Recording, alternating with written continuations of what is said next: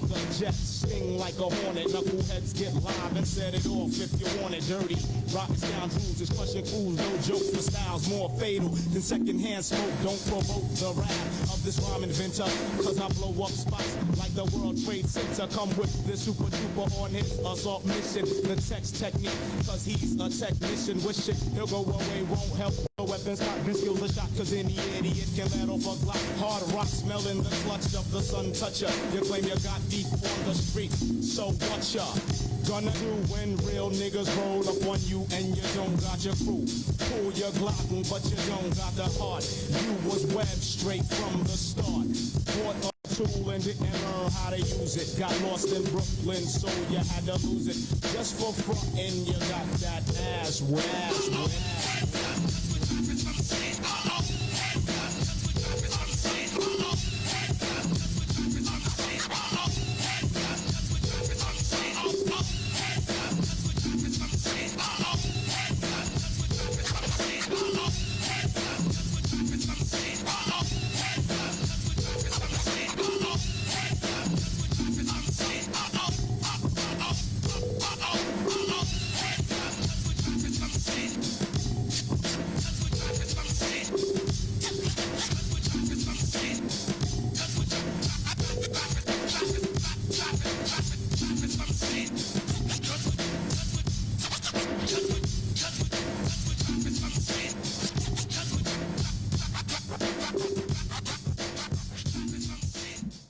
What's good, everybody? It's Oh So Saturday right here at My Radio Chicago on the Support District Radio Network, where it's more than radio.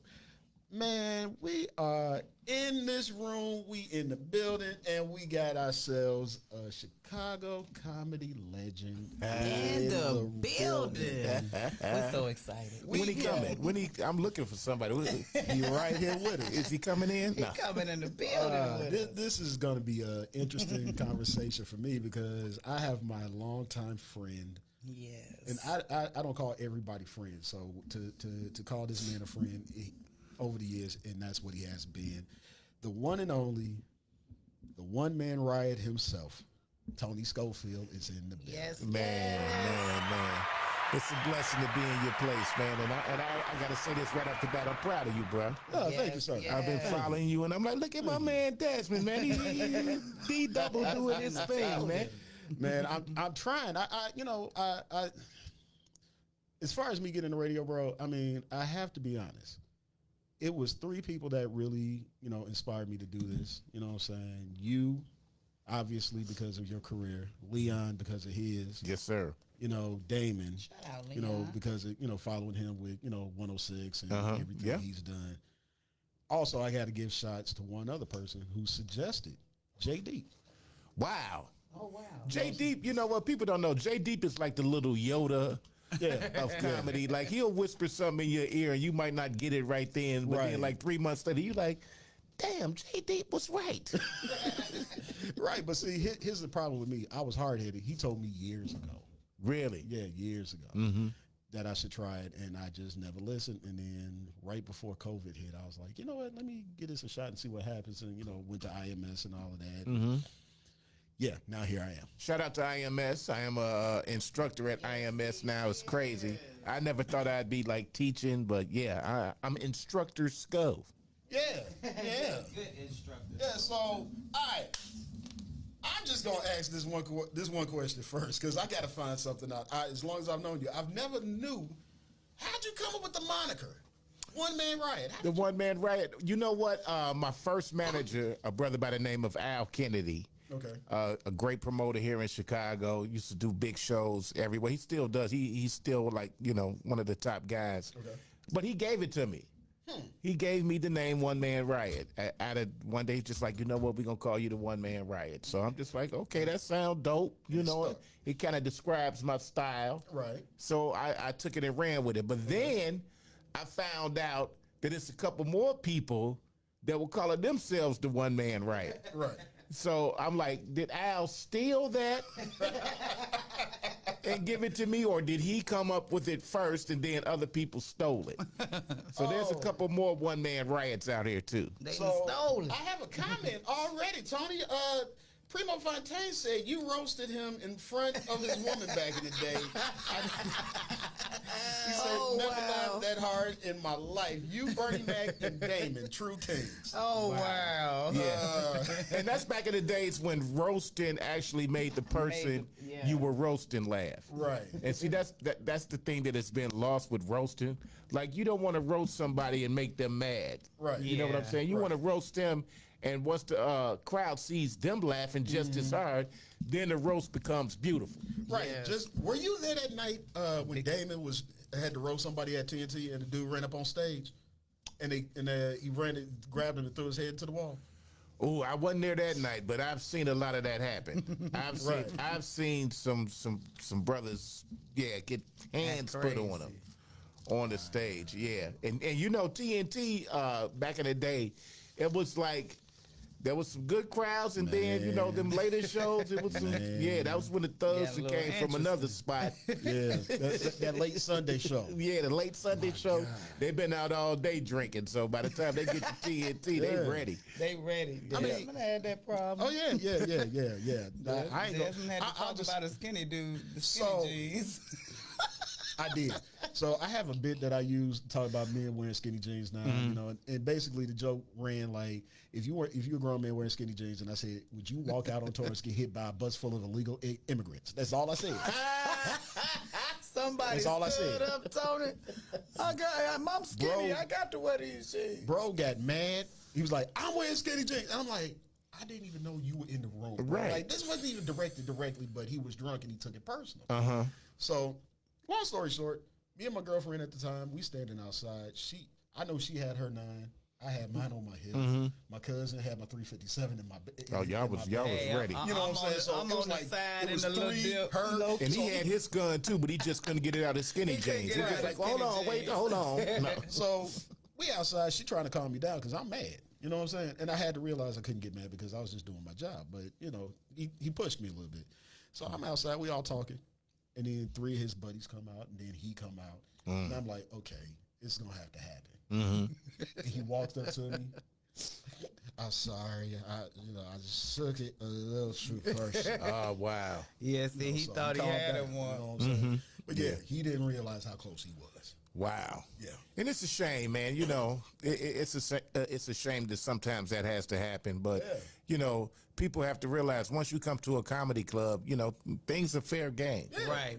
You know what Ain't I mean? nobody immune. Yeah. Right. But the thing is and I tell all these comics this, I'm like, if you do have to roast somebody, you have comics nowadays, the big thing is just doing crowd work for their entire set. If I pay to see you for 40 minutes and you spend 30 on the crowd, where's your material? Exactly. You know what I'm saying? Where's your material? You don't have any. Right. The art of roasting somebody is to hit them again, and then move on. Move on, yeah. You have to Don't move keep the on at whole some show. point. You know what I mean? So, and that's what I want a lot of comics to learn. Like, you know, don't spend your whole set messing with one person or 2 Exactly. people. You know what I'm saying? Exactly.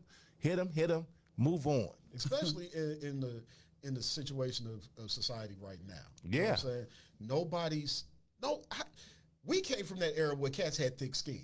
You know what I'm saying? Right. Not Our no parents, roasted us. Our parents cracked jokes on us. Yeah, we grew up. Yeah, I mean, not we on the grew up log. roasting. Right. Yeah. Playing the dozens, whatever you want to call it. Yeah. Catting, you know what I'm saying? But we got used to it. You know what I'm saying? Yeah, we cried. Yeah, at home later on. But you better not let him catch you crying. As long as you don't say nothing about my mama, we good. Right. good. They dogged my lining out. Oh, my Man, God, boy. That was funny though, because the girl got up. I bought him them pants. Right. His baby mama. I bought him them pants. And I talked about her. He said, "Well, you should have knew his size. You his baby mama." But the thing is, he was sitting down. Nobody knew he had on skinny jeans. Until he Until tried to make an jumped up, issue 'cause out he of didn't it. even know that the guy was there. He was just making a joke, Yeah. and the guy just jumped up, made himself relevant. Straight Hey, offended. I gotta wear these jeans. I said, "Oh Lord." Now, that's the difference between skinny jeans and denim leggings. Man, Let me I'm so say that. tired of jeggings and people. Right. Desmond told the man, "Ain't no reason to get mad because you can't chase me with them pants." You can't. You can't. Somebody who was that just telling So, me they saw Primo. somebody get their butt whooped because they couldn't run and their pants was hanging. That sounds like all the teenagers in our world right Yeah, now. They nowadays. caught him, he fell and tore his butt up. So Primo Fontaine said, "Who is the easiest to roast, Tony? The front row dressed wrong, the latecomers, or the drunk hecklers?" Wow. All the above. No. You know what I'm gonna say? The drunk hecklers. Here's the thing with roasting, and I've seen this happen more and more lately. That some comedians will have the club situate people in the front row, Right. with different outfits on and stuff that's easy to roast. Right. Don't let a interracial couple come in any comedy club. They're going to the front. They gonna Right. talk about They're it. going to the front. Ooh, especially Black History That's Time. material. That's material. Yeah, at a certain point. But I would say out of those three representations, I say the drunk heckler, because the drunk heckler comes out of nowhere. The drunk heckler just comes, and that's the moment you can shut him down, hit him a couple of times, and then move on. You know what I mean? So you can shut a drunk heckler down than anybody Yeah. on some of those situations, unless they just like wild drunk. And then when they get mad, all you do is send them a drink and they fine. That's I always, you know what my thing is? Every time I get a drunk heckler, I send them a triple shot of NyQuil. Fast. I'm like, he'll be sleeping like 10 minutes, so we ain't got to worry about him. So, Yeah. all right, so, see, I love this conversation, so I'm gonna ask this then. So, have you ever had to roast somebody so bad that they got up and left and never came back to the club? Yeah, I done sent a few people packing. Yeah, I've sent a few people packing in my career. Like, people don't, like, for me, I'll be honest with you, like, Tony Staples. roasting and bagging on the crowd is so easy. Like, I can literally destroy a crowd. Like, I can destroy anybody in there. And it's so easy to me, I try not to do it. Right. Okay. You know what I mean? That makes sense. You know, people are paying to see a good show and to see, you know, the comedian do his material. My thing is, why would you pay to see a show and be the show?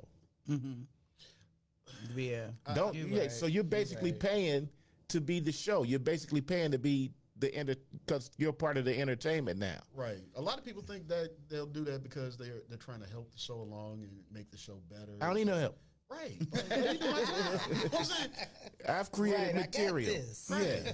Like, Yeah. I've spent years of writing and testing to make this as funny as it is. Yeah, and if you just chill out and allow yourself to be entertained, you will be entertained. Right. Now, if you want to become the entertainment, Right. Get then on that's stage. on you. And that's another thing. Like, yeah, get up there and go on stage. But, you know, I don't know. I see it more and more now where people actually pay their money to come out and be the entertainment.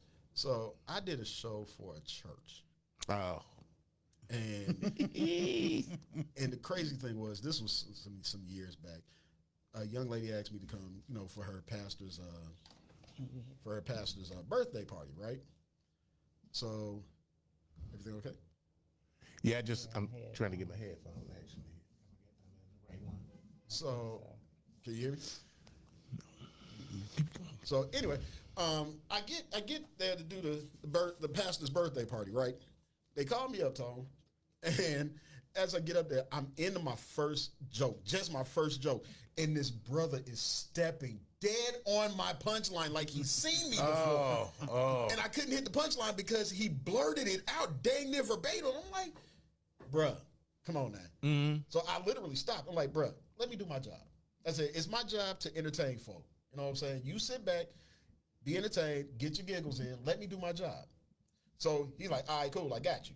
So he goes in for the second, you know, on my second bit, and he does it again. Wow. So I'm at a point now, I'm like, you know what, look, let me be honest. I turned around and looked at the pastor and said, look, I can't do this. You know, and I bowed out gracefully. Right. God bless your ministry, but I can't do I told this. the pastor happy birthday, but I got to go because I felt my blood boiling. My ex-wife at the time, my wife at the time, now ex-wife, I didn't even stop at the table where she was at. I was so mad, I just walked out. Wow. At a church. No, this was at what is it, Beverly Woods, right there on Western? Yeah, it was at the Big Hall. So I walked outside. So my wife runs out like, "What's wrong?" And then my friend who booked me walks out. with an envelope stuffed full of money. Ain't nothing like getting that church money because it be all singles. But here's the different part. This is why I'm wired different, Tom. I didn't even open the envelope. Really? You gave it back to her. him? I said, give it to the pastor. Tell the pastor I said happy birthday. Wow. And I Wow. went home. You're a better man than me. Okay, because, hey, I take my 10% out, but I'm taking that boy. That church money be good, man. Oh, I know. It be Ooh, a bunch don't of it? singles. Some of them have makeup and powder on them where they done pulled them out the bosom. Still be moist. Right, still be moist. Be some pennies in there.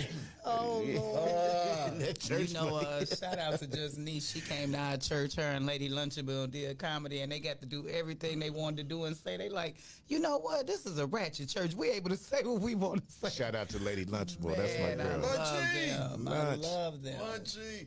All right, so I told you I was going to take you back to 96 and I was going to remind you of something. Hopefully you remember that. Yeah, I'm scared. He said, I'm scared. I got So, you back, Tony. I got I'm going to preface with this. I started in October of 1996 at TNT. Okay. I know you know Lester Berry. Yes. Okay. My man. You remember when I was there, it was that one center table where me, Art, Mike, all of us was sitting, and they would call us the pack. It was like 10 or 15 of us every Sunday. Every Sunday, right in the middle of the Right in the stage. middle, yeah. Uh-huh. So me and my cousin Mike was sitting right at the end, right by the stage this one night, and Lester Berry was up, and he was bombing. Because none of us were laughing because it was like the second or third time we seen him. He hadn't changed his act. Damon gets up and dares one of us to get up on stage. I'm stupid. I get up. Wow. Okay. I think I was there. Now, I got up. I told a regular, stock joke or whatever. Got my laugh, and I sat down. I said, "I can do this. I think I can do this." I waited about 2.5, 3 weeks, and you were headlining. Okay. I told Damon I'm ready. He said, "Good. I'm gonna let you up first." Damon put me up 5th. Wow. I came up right after Mark Simmons Oh, and right before you. he threw you to the dogs. He really did. He didn't throw me to he threw me to the dogs, the wolves, Coyote, no. Frankenstein, and everything else. with a throw me meat at. suit on. Right. He threw you to the dogs with a steak suit. Man, he threw me right in the fire. That's crazy. And this is what I remember explicitly about that night. I got up and I bombed as hard as I have ever bombed in my life. After I got down, I felt 2 inches tall. Damon calls you up. You acknowledged the entire audience. Then said, "Desmond, let me tell you what you did wrong." Oh, Wow. Wow. you did tell me And that you went story. in smooth on me. Oh, wow. And it seemed like I was your show that night. Really? Wow. Oh, wow. But the one thing I had to learn after that, and I will thank you for this, He said that is before, because too. nobody's immune, even myself as a comic. I didn't take it seriously. After the show was over, you, D-Ray, Mark, I think was there. It was a gang of us, all of which now are doing well in career. Heavy hitters, So hard hitters, man. Me and said, "Whatever you do, don't stop." Amen. See? I didn't listen. Tony scared me off stage for 4 years. Now, let me explain. Like when I used to do that, it was really an education for the comic. Right. But of course, being on the stage, you have to make it funny.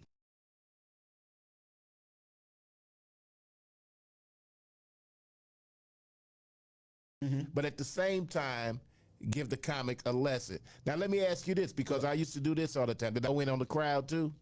I can't remember because I would go in on the crowd like, y'all, this dude just starting.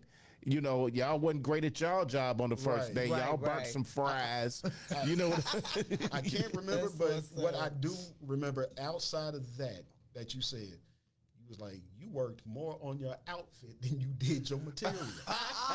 No, you didn't. No, you didn't. That's all right. No, Wow. it's like a lesson from a legend. Yeah. I think my first place Yeah. seeing you was either All Just Aside or E2's. Wow. Yeah, and I was Wow. like, I love him. But then I was a fan of yours in radio too. So I'm like, Yeah.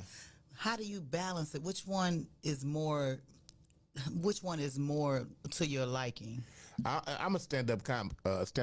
All day. All Tried day. and true. I mean, that's in my DNA. That's in my bloodline. Radio later on became, a part of my DNA. But I've always said that I'm just a stand-up comic who got a opportunity to do radio, because I actually got to radio from doing stand-up comedy. Okay. And I've been doing stand-up so comedy like cold at 35 both of them, years. though. You Yeah. so cold. You're one of the ones that inspired me to get into radio. Now, I couldn't follow y'all with the comedy because I don't think I'm that funny.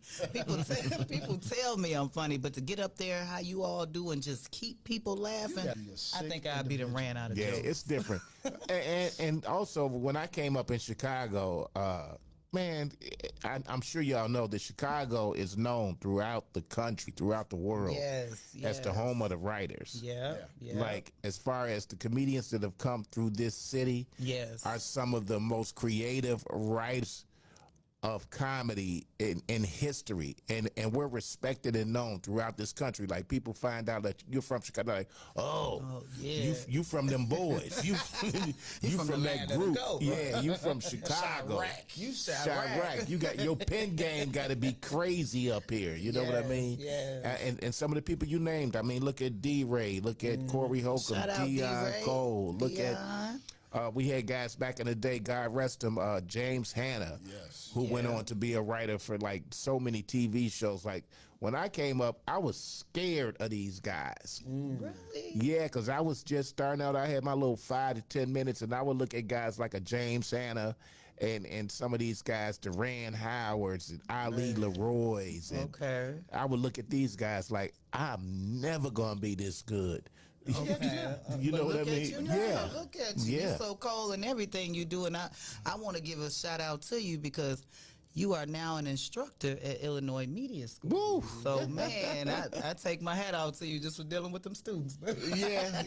It's some great students up there. It's great students. Yeah, I never and thought. they so happy to learn from you. You know what I mean? Yeah. I even be running in there. Let me see what Tony got to say. But the thing is, even with that, I'm a new instructor, so I learned from some instructors there. You know, there's some Okay. great people in the building. My man Yes, Tilo was yes. there, Shim. Yes. My man Chuck, who me and Chuck Chucky have been. Vision. Yeah, that's my guy. I was the best man in this wedding. Oh, so I've been Chucky doing. Yeah. Vision. So Chuck is- wait a Chuck minute. is say, get the Let's talk shots. about that real quick. Let's talk about this real quick. See, I love Chuck as well. You know what I'm saying? Chuck, my dude. I don't care what, hands down, pots and pans. That's Chuck my is man. say, get the shots. But do you remember when he was a comedian? Yes, I put him in the don't. game. I You don't remember? I put him No. in the game. That's why he's so funny. I don't Yes. remember. It's no disrespect to Chuck, but I just don't remember it. I know he's told me it plenty of times. Yes. I just don't remember. Oh, it. wow. Chuck used to Chucky, travel- Let me find out. He used to travel and open for me. I used to take him on the road for me. Okay. Take him on the road with me, and he'd open for me. Oh, wow. Yeah, Chuck had game. Chucky Vision. Chucky Vision. Yeah, he used to do this joke. It used to kill me. I'm going to bust him out. Chuck had this joke about his wife's feet. And he would be like, his wife's feet would cut him up every night because of her toenails. Oh, Lord. And so he'd pull up his pants and he'd have like 20 Band-Aids on each leg. and Chuck used to kill me because we'd be going on the road somewhere and we'd be getting ready to go to the show. And he's like, man, I got to stop and get some Band-Aids. I'm out of Band-Aids. Like, if Chuck didn't have no Band-Aids, he's like, man, I can't do this joke. I can't do my show. I'm like, dude, we stopping at Walgreens To get some on the way to the Band-Aids. show That so you is can funny. have 20 Band-Aids for on. your legs. Yeah. You know out to what? Chucky We Vision. got a couple of comments. My cousin Donovan Gardner said, "It's good to see folks doing good." He went to Hillcrest High School with your younger brother Byron. Yes. He said he asks Tony to roast Mr. Curtin. He said he hated our date.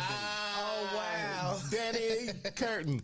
That was one of our teachers and coaches. And the thing about Mr. Curtin is he was one of them guys. He was muscular as hell on top, Right. but he had the skinniest said on damn top. legs. Like his legs didn't finish down low? Yeah, he was shaped like a blow pop. Body, the Oh, wow. Oh, I started to wear my pie shirt today. Yeah, he used to like try to grab you up. I'm like, I'll kick one of these little legs. Oh, kickstand. And you will throw down like you for real, man. Yeah, shout out to Mr. Curtin, man. That was my guy. Yes, sir. That's hilarious. Look, hey, we got him here for a little while, y'all. We're going to get to a couple of songs real quick. We're going to come right back. We still got Tony. He going to be here. Schofield in the building. Reminiscing. And we going, you know what? We might find out what's next in the line for Mr. Schofield and find out where he's headed with his career. Because I'm gonna be his manager. No. I think you would have to fight Ross. Thank you. Like people forgetting that. She got my back too. Man. Shout out Ross. But y'all definitely keep it locked right here. My Radio Chicago and the Support This Radio Network. You're more listening than radio. still to the Old Soul Saturday. We'll be right back. Oh heck, that song didn't play. We'll be right. Check this one.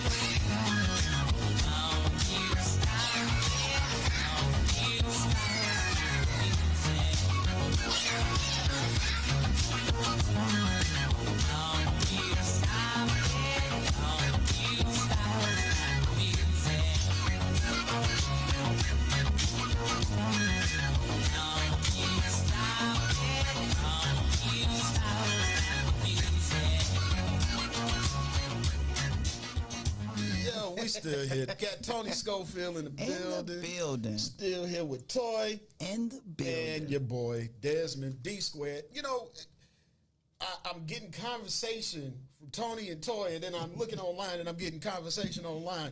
I got Tony. You got questions. You got questions up the butt. So shout out to everybody, man, that's tuning in, man. We appreciate y'all. A viewer is asking. He wants me to ask you if you ever got a chance to meet and or work with the legendary Robin Harris. Yes. Way back in the day, I worked with Robin Harris back in the day around the All Jokes Aside times. He used to come through there occasionally and stuff, and I got a chance to be on the show with him, and he was just amazing, man. He was amazing, and I did a show with him at one of the theaters up north. I want to say it was the Vic or one of those other theaters that are up north. But yeah, I had a chance to work with Robin Harris, man, and just hilarious. He was one of those guys too that would pull you to the side after the show and tell you, you know, what you did right, what you did wrong. Right. None of them was like Bernie Mac though. Bernie Mac would sit you down. It's funny you going to Bernie because that was his next question. Like, how was your encounters with Bernie? Man, Bernie was like the teacher. He would sit you down after the show and just let you know exactly what you did right or what you did wrong. And the thing about Bernie, which I really respected early on, was he was really, really big into professionalism. Right. Okay. So like he used to have a couple of spots. He had a spot called Spices up north, and he also had a spot called Miltroneers. And he would book you for the show, man. And if the show started at 7 o'clock, it started at 7 o'clock. You needed to be there at 6:30. Right. Wow. So you walking in there like right at 7 or 7:10, Bernie would, you know, pull you to the side like, you know, where your professionalism. Right. That was like the dude that books Zanies downtown. Mm-hmm. He's pretty much the same way. Like, if you're not here like 6:30, right before at the specific time. Right. If you're 6:31, that door is locked. Like you're not coming in. Wow. You're off the show.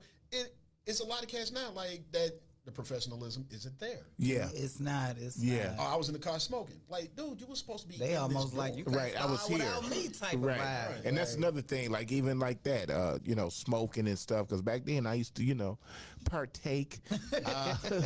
And even back then, coming in the club smelling like you just smoked something and things of that nature. Like you would get pulled for that. But Bernie was so big on professionalism. He was so big on presentation. When you got a call from Bernie to do one of his rooms, you knew you had to be on your A game. And he only called you because he felt that you had what it took. Right. You know what I mean? Bernie wouldn't call everybody to his rooms, but he would call you and let you know that the reason why I booked you is because I feel you got something. But you also got to be on your game when you come here. Yeah, definitely. That's what's up. And so, given since we're back, I'm saying we're on the I think beautiful we side back of at it. bird flu. I don't know what's going Yeah, on. that's yeah, that's back again. Jesus. What did you think? What was your take on comics and doing Zoom shows and? Wow. Oh yeah. Yeah, I did one Zoom show. Comedians, you know, you had to work. You know, there was a lot of comedians. I mean, it shut down for 2 years. There were no shows anywhere. Right. Tours, all of that. So I can see where some comedians like, I got to make some money. Right. You know what I mean? So I will do these Zoom shows. But to me, it was, oh my God, it was so terrible. I did one. And I just like, nah, because, you know, comedians, you want to feel that instant gratification. You want to be able to look at your crowd and see them laughing and get that immediate feedback. I even did one of the drive-in. I did one of the drive-in to where I'm standing up there on the little stage and people are in their cars. Right. And the way for them to laugh was to blow their horn. Oh, okay. That is hot. That's you know, how they hey, did wait a the minute, wasn't that funeral. here? Yes. I think I remember that. Yes. I heard about that. It was in Chicago. And the thing is, like, you do a joke and don't nobody hung. You like, wait a minute, hold on, what's wrong with y'all? But they turned the radio off. Yeah. And people in their cars eating and drinking and all of that. You don't know what the hell they're You don't doing. You know just what see they a bunch of cars and headlights. Oh, gee. And yeah, so the laughs came through the honking of the horns. And I was just like, wow. It's just like watching the games and they had the fake crowd. It was like, Yeah. really? Like Yeah, a like the video NBA. game. Yeah. Yeah, everybody had them big old cardboard cutouts and just have them set up. On the screens and stuff. Yeah, it was Like a crazy, whole man. video game. Yeah, comedy, but I think that also gave a lot of comics a chance to reset, do a lot of writing, and actually reset and focus on, you know, the art of comedy, because you were just out there just working. Right. You know, and I want people to know this too. Like, you know, I'm very serious about this. I think that I got this from like guys like Bernie, that comedy is an art form. Yes. It's an art form. Every time you hit a stage, the stage is a blank canvas. When you get done, you got a painting up there, and you could do the same jokes, but that painting's still gonna look different every night. Time, right? Because every audience is different. Every audience is different. They gonna read Yes, the joke yes. differently. Yep. And you know, me and somebody else was talking about the game and everything, and I told him something that Bill Cosby said. You know, and Bill makes a lot of sense when it comes to comedy. A lot of people don't like him now because, you know, the allegations and everything and what he's done in his life. He only got to answer to God for that. Right, and you can't deny his brilliance, work. right. You can't deny his career and what he's done. Bill said something, and I took it to heart. He was like, comedy, being a comedian, you should be able to tell a story so vividly that a blind person can get it. And so that's why it's not to like Kevin Hart. You know what I'm saying? I don't like comic. I feel he's a great comedic actor. You know what I'm Yeah, I saying? like him acting. As a comedian, I like it. I don't like his style. You know what Wow. I'm saying? Yeah. I And- learned that early too, exactly what you're talking about. So I went to Second City, the ET.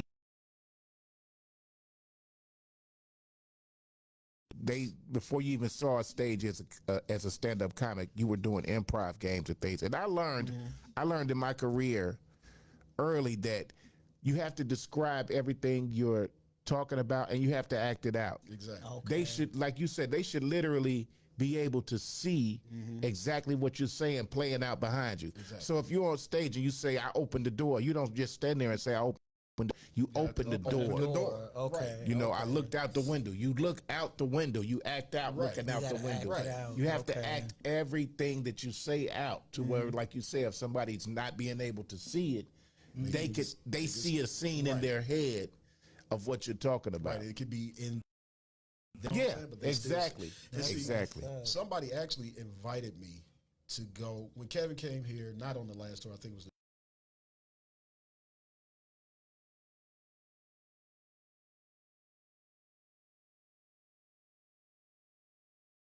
I went all the way to Plainfield to pick up my cousin and drive her to UC. I get there and I sat down and I did this. I just put my head down because I want to listen.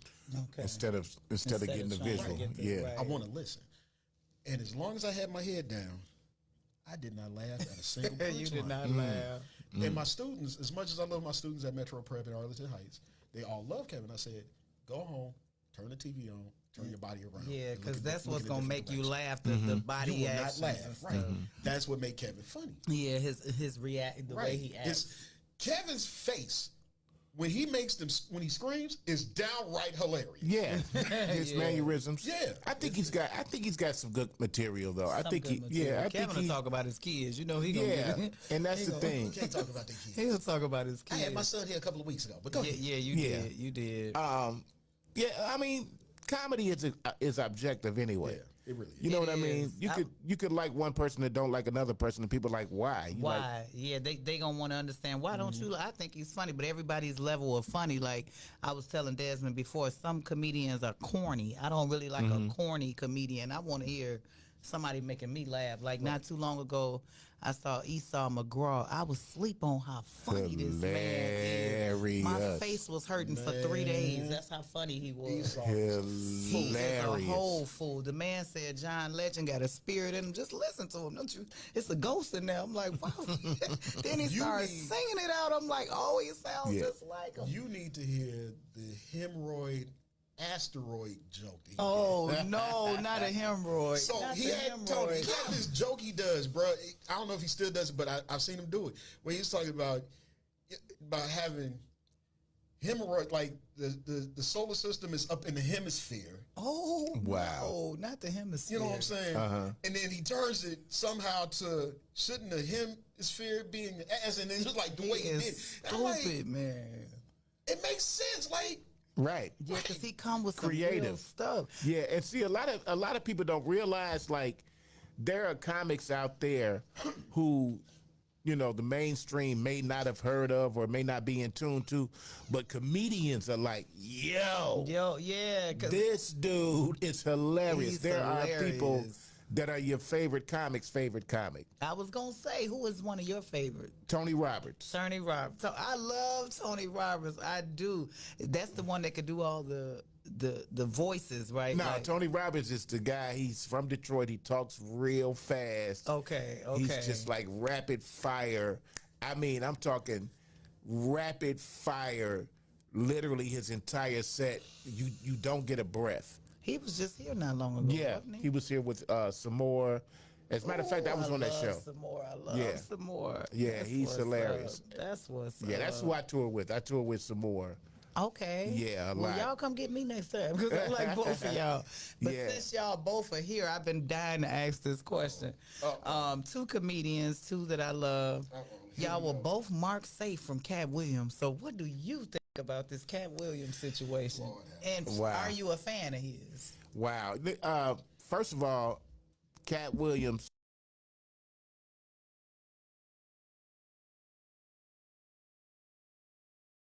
Y'all heard the stories about how cool and kind he is. Yeah. And I'll be the first to tell you know, besides all of the stuff that's going on and drama that's going on, he's one of the coolest guys and one of the most caring guys in the game. Okay. I've worked for him and opened shows for him quite a few times, maybe like 3 or 4 times. He's giving me advice. And here's the thing that always kills me when I work for him.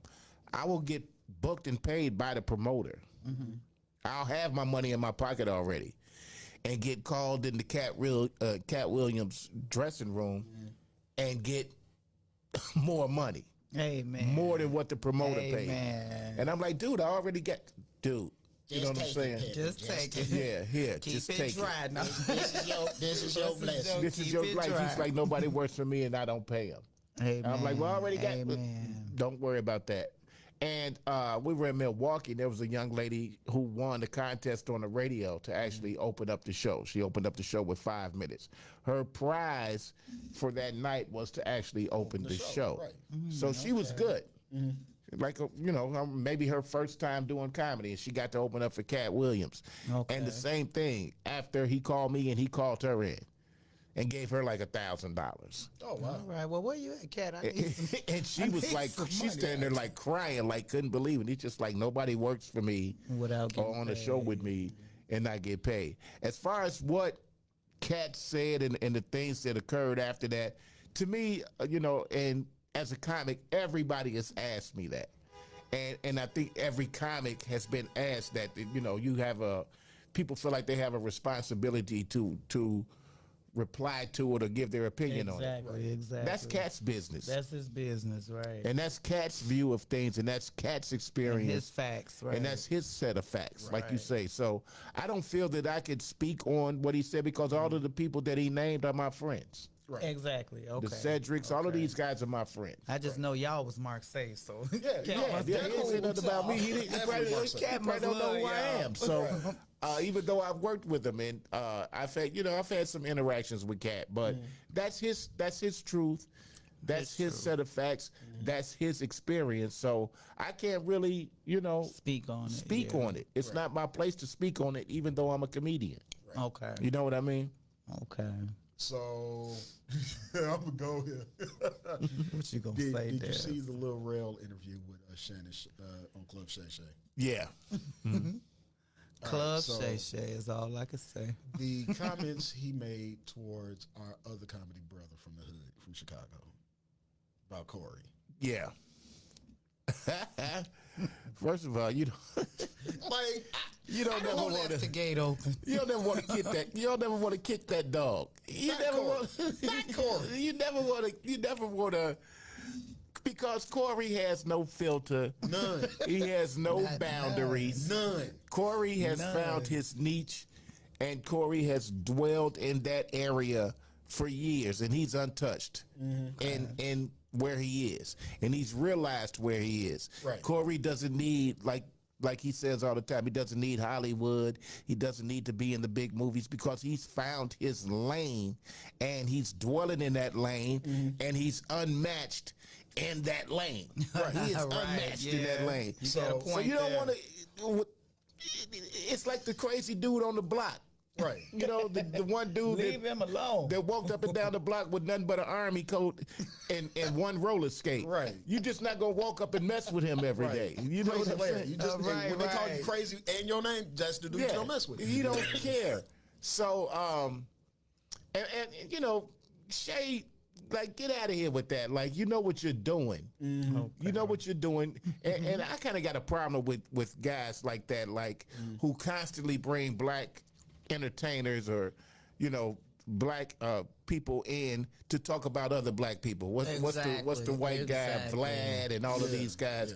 You got people lining up to go and sit and do their shows and make them famous and make them money and make them popular. Hell, call me. Yeah, and it's like, you're actually just like benefiting off our culture, but you're not giving anything back to it. You're bringing black people in to tear black people down. And once you're in that spotlight and you're on that show, and those questions are presented to you the way they are, you're gonna have to respond accordingly. Exactly. You know what I mean? So, Right.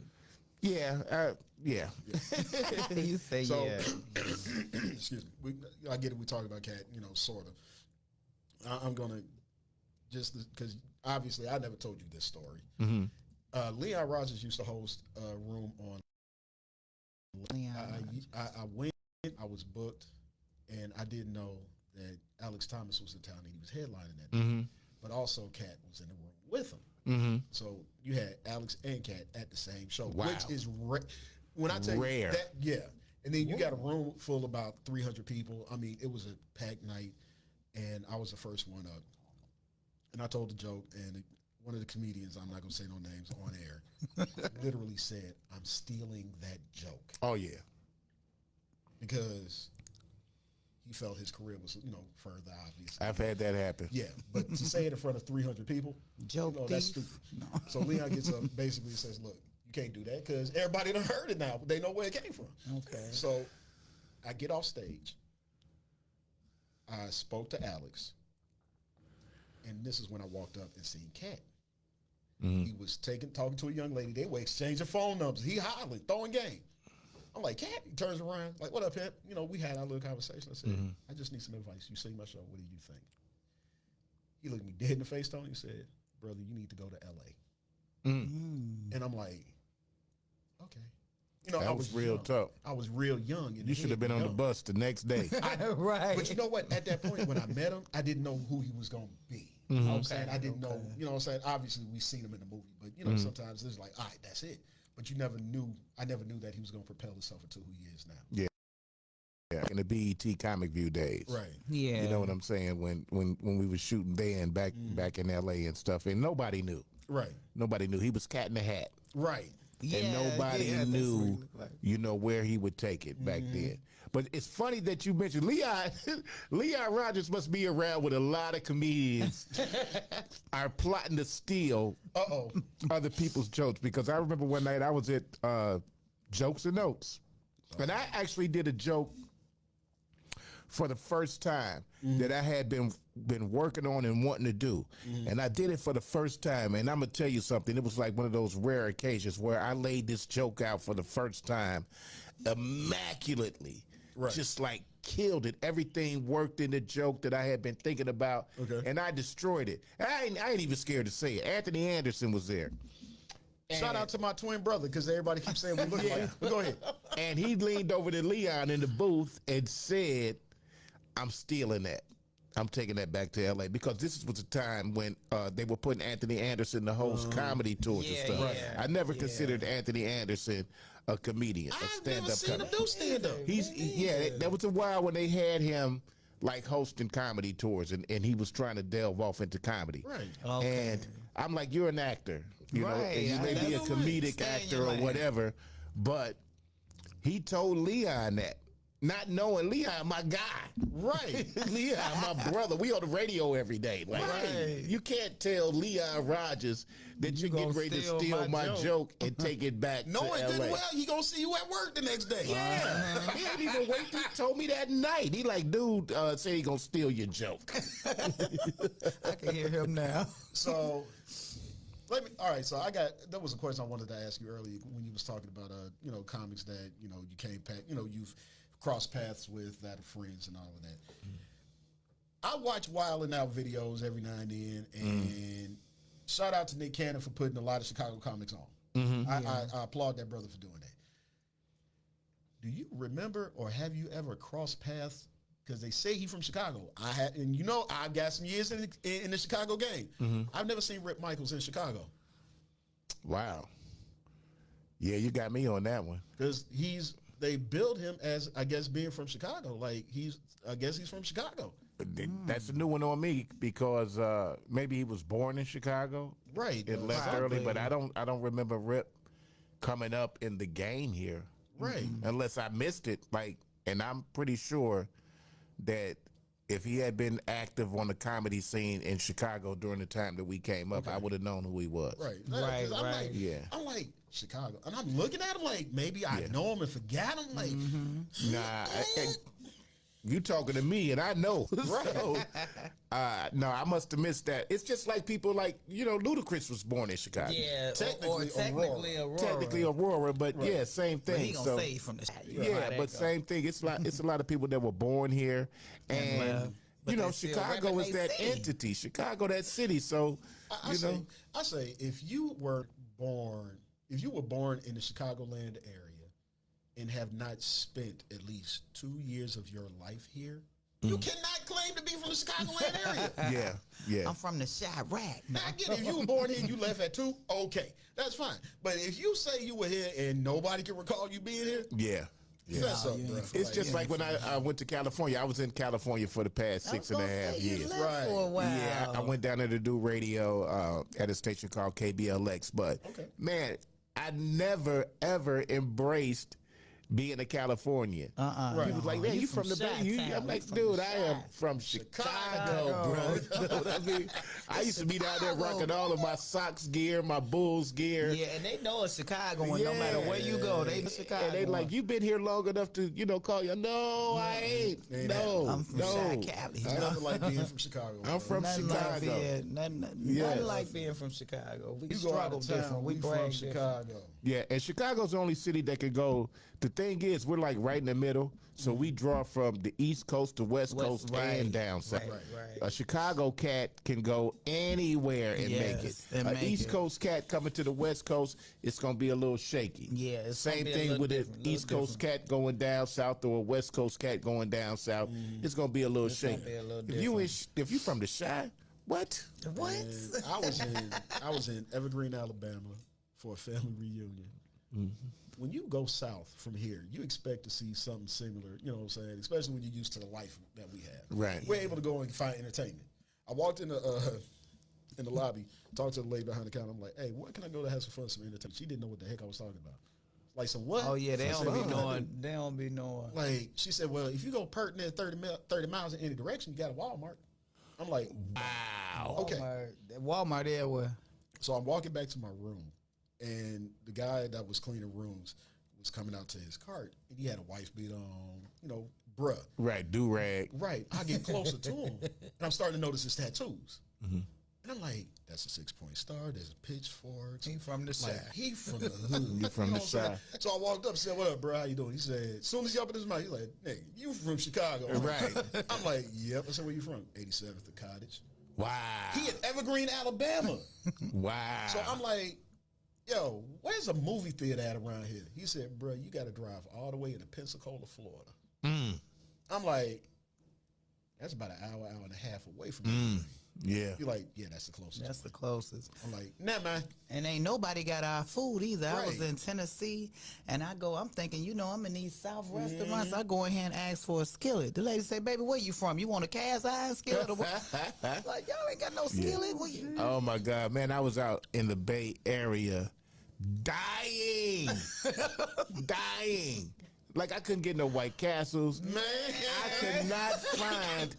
They got Carl Jr., don't they, or something like Yeah, that? Carl Jr.'s, all these other places, but no White Castles. And here's the thing: I could not get an Italian beef. Ooh, For my dad 6.5 said years that. to save my life. I would be like, man, I need an Italian beef. They thought Italian beef was when Al Pacino and Robert De Niro got into a fight. Oh Lord, that's funny because my dad just said that he lives in Vegas. Said, baby, all I want is a gyro. They done brought me some shriveled up meat. I told him, take this back, get my money my back. God. Ain't nobody got Chicago And I'm food. thinking that it's universal. I'm like, yeah, give me an Italian beef. They looking at me like, What? what? When the Italians get into We have it. fagua. I'm like, Right. what? Yeah. That is hilarious. That is hilarious. That's what's up. This man That's shit. funny. But another thing I wanted to ask you, we got our Chicago comedians like D. Ray and D. Cole that are into acting now. Would that be something you consider doing? Yeah, I've done a few B movies. Okay. I've done a couple movies. You did some B. Cole movies too? I did B Cole out B. Seven Cole. Heaven on 7. I did too. Yeah, I was in that yeah. one. So I've done a few more before that. Yeah, I mean I'm into it. Okay. Definitely. And shout out to those guys, man. Damon Williams is doing his thing, man. Shout out to my man Damon. B Cole, and a lot of people don't even realize he's an incredible movie writer, Yes. Shout out B. Cole. Yeah, I'm gonna see him on and, the 11th at the annual Mother's Day in June. Yeah, and we have so many, like you got the Deion Coles, you got the D. Ray Davises, you got those guys who have gone on to Hollywood, you got Lil Rel, you've got these guys that have gone on to Hollywood and really captured that spirit of Chicago and put it on film. So yeah, man. Shout out. That's what's up. But hey, we still got him here for a little while. We're gonna turn up again for a couple of songs, and Yes, then we're gonna come yes. back. I'm sure. I ain't even gonna say I'm sure. we got so much we can talk about with this man because Yeah, we are excited. legendary. He could be anywhere in comic the world, but he's room, right here you know with what I'm us on saying? this Yes. Old Soul Saturday. And I will say this before we go into the next before we go into this next segment, bro. Out of the years I have known you, Tony, and I'm a firm believer in giving people their flowers. Hey, man, you deserve it. You, hands down, in this game has been one of the most humble people I have ever met in this game. Thank you, brother. Thank you. Hey, I man. appreciate the fact that you like that because you make it real easy for people like myself and everybody else to come and talk to you. Mm-hmm. You've always been 100 with, I know with me, you know what I'm saying? Even when I thought you had forgot who the heck I was. Nah, you know what? And that was crazy because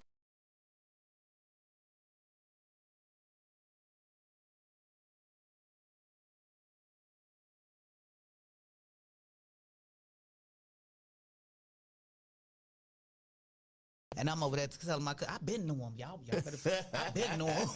They like, girl, we know Schofield. Right. No, but I've been to him. Actually, I will say this too. I was at church one day, and this is when you were doing your GCI days, and it was a billboard of you, Nina, and Leon. I'm sitting there in the listening bed. yeah, The video, the Yeah, billboard yeah, where we're yeah, in the bed. yep. Yeah. and I'm sitting here listening to the sermon, and my brother, who was the pastor at the time, made reference to that billboard. Daddy. He's like, this guy named Tony, and I don't know who the other two. We put together and this, that, and the other.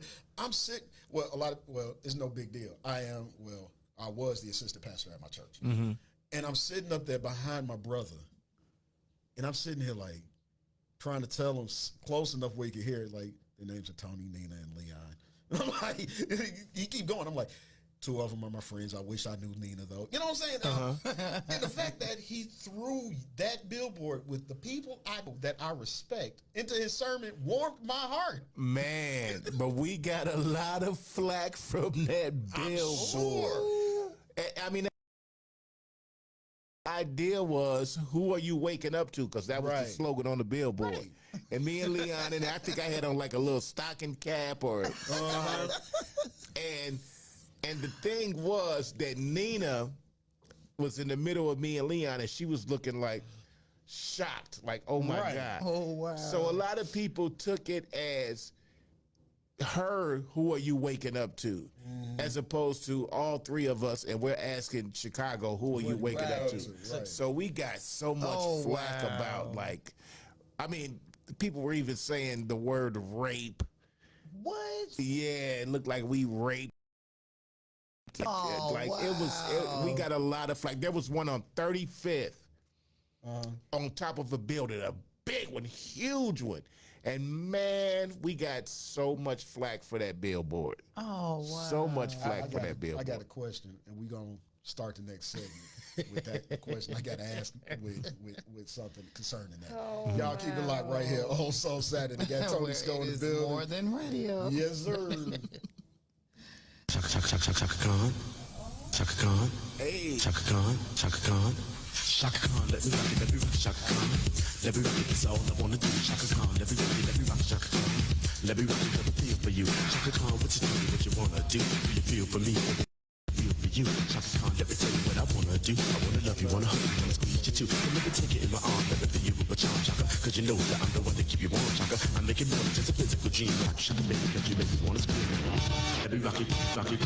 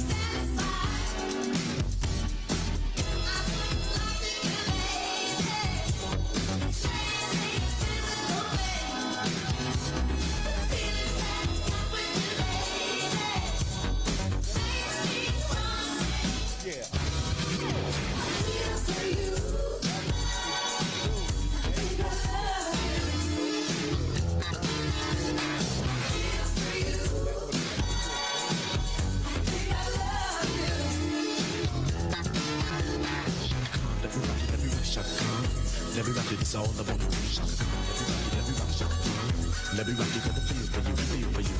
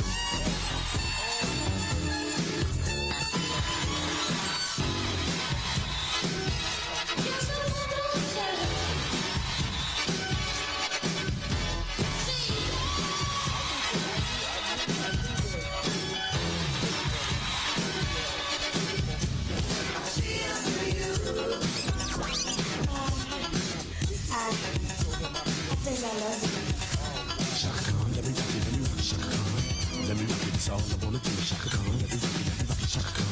Let me rock it 'cause I feel for you. Feel for you.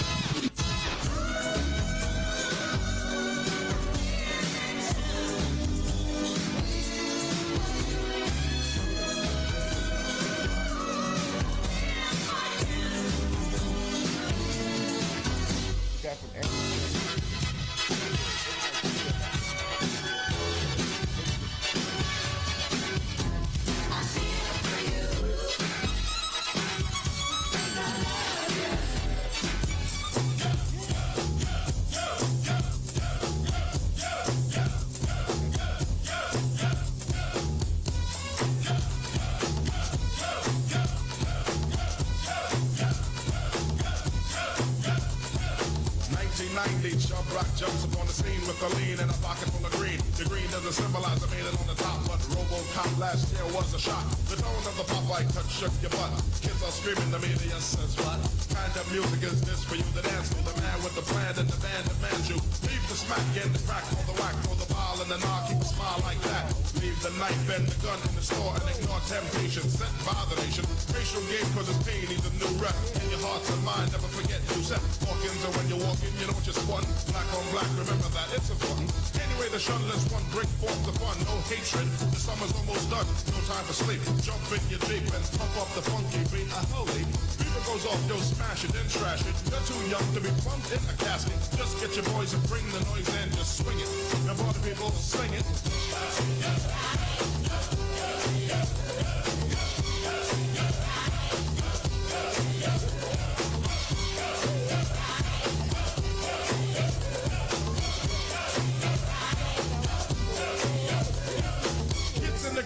Dibs on the big man. Can he come out and slam a jam? I'm his number one fan, yes I am. All these kids realize that I'm the man. 6'3" and maybe a quarter of an inch bigger than last year, but still a unique figure.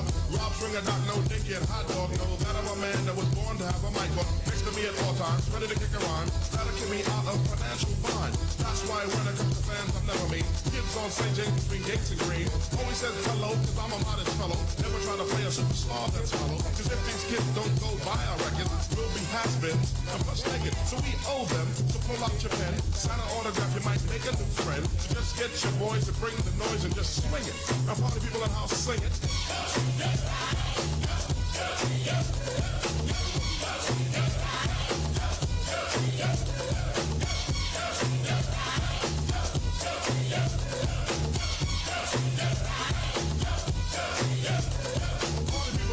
Listen up. Hop the man with the plan and the man rips it up. Based on how we be, good looking chick. Swing a hot dog, doc, no butt, F love for dinky. Fish and chips with the hippie hips. Before the tune ends, give me some lips. Sanity crystal, my niece, and later can my homegirl face. And leave the guns and have fun. Out. And oh yeah, sing.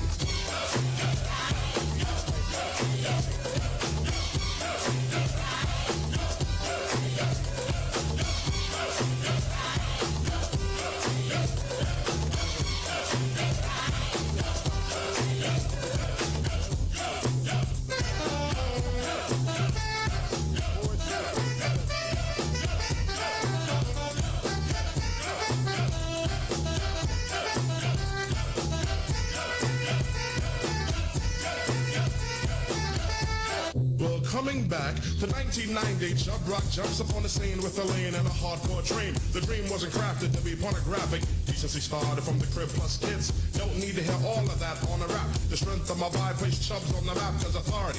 Seniority goes far from me. My staff gives autograph plus give enough laughs. Read my mic, heed my sight. I definitely lead you right to treat me right. Peace.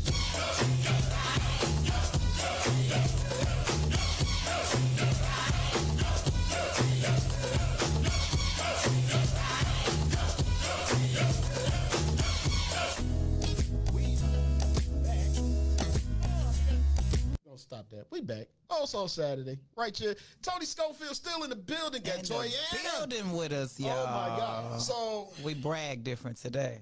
Tony, the last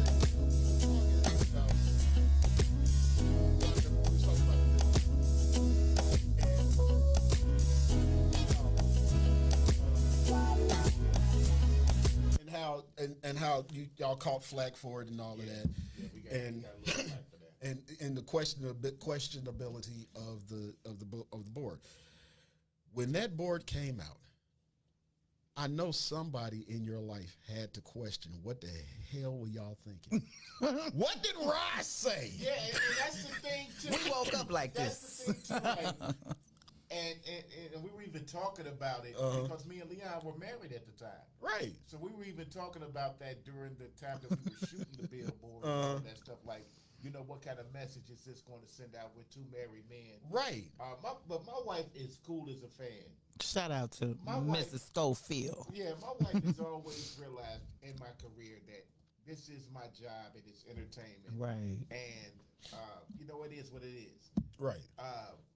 The only time she didn't understand, and I get it, when I first got to WGCI, they tried to do a thing called Winter Lunch with Tony Schofield.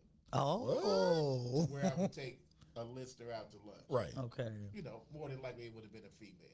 Okay. And my wife was like, hell no. Hey, this where I draw the line. No. You're married. You ain't getting ready. I'm right there with y'all. Right.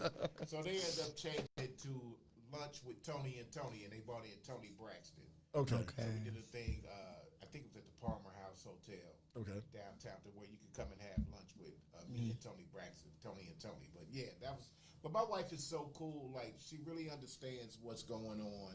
That's what's up. And, but yeah, that billboard was, and we didn't even think about it. When putting it together, right? Just take the picture. Right. Because it is funny. You know, what do you wake up to? Yeah, Right. And us three are there. And, we didn't think about it. We didn't think it through. But yeah, we got a lot of flack. Man. That's Like crazy. women's groups, you know, and sexual abuse advocates and even Really? just, you know, members of the clergy were just like, it was a bad representation. And it was Right. like, wow.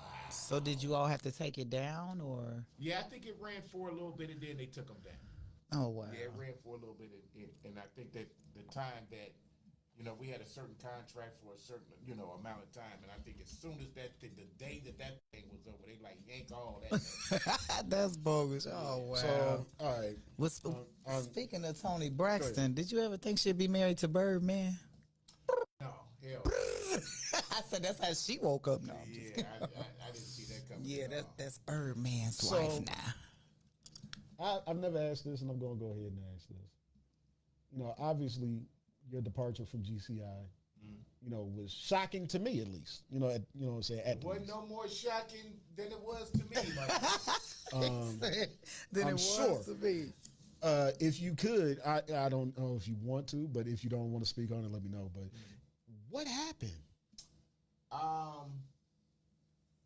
I believe that it was one of those things. It was a business decision. Okay. So it wasn't like Rick Party. I'll be honest with you. At a certain point, Mm-hmm. it's a business, Right. and at a certain point, it's about the numbers. It's about the money. Right. And here's a situation to where I believe that they felt the money I was making, I had been there 15 years. Right. I started off on the Crazy Howard McGee morning show, Mm-hmm. and then I went on and did afternoons when Sam Silk left, Right. and then I got the lead of the morning show. Right. So I've been there 15 years. Money was going up, Right. and I got to a point where, yeah, they were like, okay, We can't afford you. not even that, but we could save some money. Right. Oh, okay. That's what it boiled down to. Because if you realize, me and Nina Chantel got let go at the same time. Right. So that's that's a nice chunk of change. Yeah, you got to save some money. Yeah. That you could take and reduce that, Mm-hmm. and bring in some other people. Okay. So if you look at it like every year, basically, and I don't know why it always happens in December. It always happens Right in around December. Christmas. Fiscal calendar. Yeah, it always the fiscal calendar. You got to clear this money off for the next year. And what makes it so bad, the week before I got fired from WGCI, I had took a little vacation. My daughter and her husband were living down in Maryland, and so this was like Thanksgiving, and we went down there, man. I took my wife and my other daughter. We went down there. We partied. We kicked it. We went to the White House. We did the whole tour. We did everything. Like we partied and had a good time. And I came in. I got back to town like that Saturday and went in that Monday after this beautiful trip. It always happened like that too. And yeah. And Well, we hope you enjoyed your trip. Butter because you're about to be on a permanent trip. Oh no. But yeah, it was the numbers. Right. It was the numbers. Right. And I also believe that, to be honest with you, radio had started to change. At that Yes, point. yes. Radio had started to change to where, they didn't want, I'll be honest, straight up, they didn't want personalities talking. Right. Just And want to hear that's the how it is music. now. They limit you to a minute and a half. Breaks. They want you to be in and out. They don't want any one particular personality to be bigger than everybody else, or Right. you know what I mean. They want to kind of like keep it on an even keel so they can interchange Right. who they want at any time. Right. You know Okay. what I mean? So I just got caught up, I think, in radio changing. It was definitely a numbers game. But at the end of the day, man, I had 15 years at WGCI in my hometown, the biggest station. Hey man, give me In my put the hometown. clap on that one right there. That's what you would be doing. WGCI for 15 years and go from being the co-host on the morning show and the funny man on the morning show to actually leading the morning show. I'd have looked at you like, what are you talking What about? are you talking right? So to actually, have that experience, man, is something that I cherish. Now, you Yeah. saw, you were San Francisco, right? Yeah. You saw us out there. Didn't you have, you had Tony Roberts on that show? I had Tony Roberts on the show Man. for a while. All right. And man, we were on our way to be number one in the Bay Area. That, you know what? I'm going to be straight up with you, bro. The Bay if I Area. was able to book a show with you and Tony together, that would be monstrous. Yeah. I'm Oh, my actually God, trying that to would be put monstrous. a tour together right now called the Tony. All right, Concert all with me, Tony right. Roberts. That's what's Let's up. talk off air. I got a location. Let me be y'all Let's book manager. that show. Let's do it. Tony's comedy. Be y'all I know manager. a local location that is beautiful. Oh my God! But let's talk about that off air. Yeah. Yes, yes. But I mean, it was that thing hit the Bay like a storm. Man. Because when I first went out there, I was on with Mark Curry. Okay. So Mark Curry was on there. That didn't work out. Hanging out with Mr. Cooper. Yeah, didn't work out. You wasn't with E40? No. Man, let me tell y'all something. Here we Tell go. me when to Go go. to the Bay, E40 and Too Short and even Hammer are the kings. I know it. And they can cook. E40 could cook. You know how many times I heard blow the whistle in the last? Good They were everybody playing going that. hyphy. They were playing the kindergarten graduation. Oh, wow. Blow the whistle. Blow the whistle. They are the That's kings. what's up. That's So, what's up. Yeah, that show with me, it was me, Tony Robinson, and a young lady by the name of Kimmy T, who's an incredible talent. Started to show off every morning, roasted each other. Like for like 4 or 5 minutes, the beginning of the show was me and Tony Robbins roasting each other. And like every time I would go somewhere in the Bay, they'd be like, man, Tony got you the other day, boy. Tony tore you up. You said your shoulders look like you still got the hanger in your shirt. That's hilarious. That sound like Tony. Oh, that sound like Tony. No. Oh my jeez, my goodness. Yeah, so yeah, that was a great show. Unfortunately, Tony was like really busy touring and all of that. Right. And Okay. he just couldn't keep it up. Yeah. Yeah. That's the life though. That's You the know what I'm life, saying? yeah. You need to still be out there hitting that road, being relevant and making that Yeah, money. Yeah. Oh yeah. I was just telling Toy, like a lot of comics have their favorite comics. You know, your favorite comic's favorite comic is Tony Roberts. It's Tony Roberts. Yeah. There's not a comedian in the game that won't say that Tony They- Roberts is one of their favorite comedians. Yeah, Tony's he's good. bit that song he does, Colonic. Oh yeah, Man. yeah. Didn't he do the All-Star comedy for Shaq, Yeah. right? Yeah. Yeah. Yeah. No, I like the one that he's stomach is the new titty or something. Oh, Lord. It's funny because I have a joke that I do Oh, about, Jesus. and I hope my dad isn't watching, but He gonna call us later. no, Dad, I heard you, Dad. because I talk about, you know, obviously the downfall of my marriage, me and my ex-wife and all of that, but the guy that she, you know, I say in the joke, the guy she chose is like twice my size, and I always wondered how they have sex because they, had He is kids. stupid. So I'm like, they had to come up with a new sexual position called stomach, where he lifts his stomach, slide in, and drops it on the back. No. So I They did that created one a night. position. I did that He one got night. snacks sitting on his stomach. Right. Be sitting at cupcakes and ding dongs. Oh, But Jesus. I did that one night at Riddles. After the laughter, I heard somebody in the back of the room, a woman said, "I love when my husband do that." Oh. I'm like, oh. They got it going on. Right. Stomach and all. So when you Stomach said and all. the stomach, that just threw me. Hey man, after you've been married a while, you got to figure out a You way. gotta Man, figure you it gotta out. make You it gotta work. make it do what it do. man. Oh my God. That's Oh, my hilarious. This move called the seahorse. I'm getting it in with the seahorse. Man. I'm coming in there like seahorse. Oh Lord! Rodney I Lund just bet got being the dead married to a roach. comedian is hilarious, especially when it comes down to the bedroom. I could just imagine. God. Lord have mercy. Shout out to my boy Rodney Lunkins. Dead roach, but okay. Oh, not a dead roach. Rodney is What he hilarious. doing with the roach? That was what he said. That's how his wife was. She just lay on the back. Oh no! That's hilarious. Not the dead roach. Oh Oh, Lord! you got the dead roach again. You compared me to a roach. Oh, Donovan, bro. Thank you, cousin. He's saying Mississippi needs our humor so bad right now. Actually, there is something possibly coming down that way with me and a couple other comedians. I'm just trying to hear back about some ironing out some final details with the location and everything. So Mississippi. hopefully, if everything works right, cuz we'll be down in the Jacksonville area, I think it is, with Jackson, right around Hattiesburg. We'll be down in that area. Nice. You know, Mississippi, they gonna pull up and get you and be frying you some food. Got, like land in Charleston. Okay. Okay. Yeah, Okay. Charleston. Yeah. Pop it down there. We Yeah, my cousin is trying to get us to come down. He just ironing out the last little Mosquitoes bit. got backpacks on. I You could said imagine. backpacks. My aunt said they got could suitcases imagine. with people in them.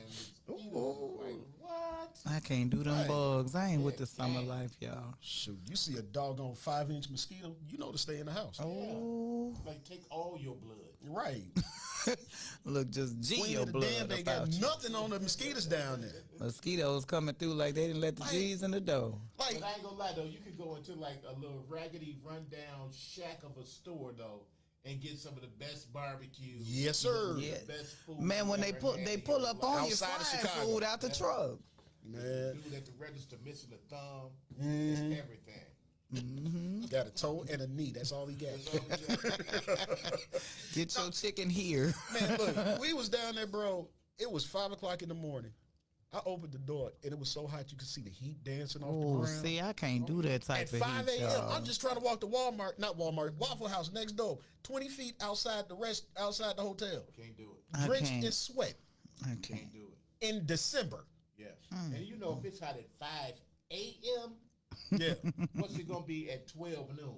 Hell. Yeah, You yeah, just gonna walk outside and explode. Just right. I told my dad, we was down there, I said, Dad, it's too dang hot. He said, why? I said, Satan done walked in and sat on the air conditioner. I'm like, he can't do this. but check this out. Imagine though, slaves used to work in there. All the time. Yeah, picking cotton and man. My brother was in Mississippi and actually seen a real cotton field. Oh yeah, I've seen them. To see that, All of that, you know what I'm yeah, saying? I've seen And just to think that they came through that to where, so we could be where we are. And what tripped me out when I saw it, you know, I had this thing like, why there's still cotton fields? Like they done found a new way to get cotton. Right. You still gotta have Have cotton fields, but now right. they just get it by machinery. But I was still like kind of upset. Like, what is this doing here? Right. Why there's still cotton? Right. I think that's why they all like so about God and Christians because they already living where it feel like hell. They don't want Right. to go Like, back. doggone it. Shoot. We just need to start wearing polyester. Forget the nonsense. Just everybody wear polyester. Screw cotton. Like everybody's just gonna boycott cotton for the rest of their lives. Rest of their You know what I'm saying? lives. Yeah, I was a little mad. I'm like, they still got cotton fields? They're like, yeah. Jesus. You still babysitting that thing? Okay. Yeah, I am. I'm over here holding So on. I'm holding on. Tony, I'm gonna talk about somebody in this room, and it ain't me. I'm gonna talk about somebody in this room, and it ain't you. I'm gonna talk about somebody in this room. Okay. You're pointing at it right now. Yeah, because I'm bold enough. Sun dressed with sunflowers on it. I'm in the building, yeah. Right. All she Sunnied need up. now is some sunflower seeds. With my jacket. Right. And I just realized on the way here, me and Desmond, that this is Damon Dash, ex-wife I didn't even jacket. know- I didn't even know who I was. was buying. I didn't know Rachel who she Roy. was. Shout out to Rachel Roy for my jacket. So I'm not gonna say where we were at, But I And think what she the was messing with festivities was. Jay-Z, I think too, so I don't know. but I've watched this young lady nurse a drink so long. All the Get it. time, it never failed. Desmond told me to get a drink at the funeral. You said it. Okay, so it was there. Said, hey, so everybody else drinking. I it said, was wait till there. they stop talking She about got Jesus. a drink, Tony, and it wasn't about. The cup was about that, maybe a little Give bit me a bigger than that. toast with you. Oh, yours No, is I'm gone. done. See, that's what niggas like. Wow, you still. I'm still. She sat. That's because I'm so excited to have Tony here. See, I got to be a lady. She sat on that much of a drink at Take a Riddles shot just for Tony. for about an hour and a half. Like I put it on the bar, got it back to the bar, and then go to the bathroom, go back in the showroom, come back. I'm a I'm like, how you champagne wine gonna- drinker, like- y'all. I'm a lady. You know, we're in Chicago where they gonna guggle it up. They will come and remind you. Excuse me, man. And wait a minute, then I hurry up. had the nerve to be mad because I said it tastes like juice. Desmond said, "Well, you done held it all along." Right. I said, "This tastes like juice. I spent too much for this." You done took the liquor back to the fruit. Right. It done unfermented. Right. So tasting like some Obama tea, no? Molded it. Speaking of Obama, order your egg roll now and get it over with. Yeah, because I have to get me. You know, down the street they love Yeah, me. the egg roll joint down the street, bro. She got to stop. I and go an get egg an roll Obama every day. egg roll. Every They, day. Obama egg roll. they put. I think they tried to be You funny. know, since he's mixed, They put the steak and the chicken. yeah, Jerk. light and dark spicy meat together. inside. That's Obama. But Obama Sound like costs diarrhea to me. $11. The rest of them are $4. But Obama's is larger than the little one. That's because he took to the black side, so obviously, yeah.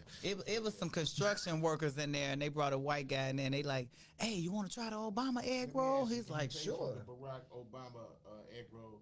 Do you expect change? I do. I do, but I don't get none.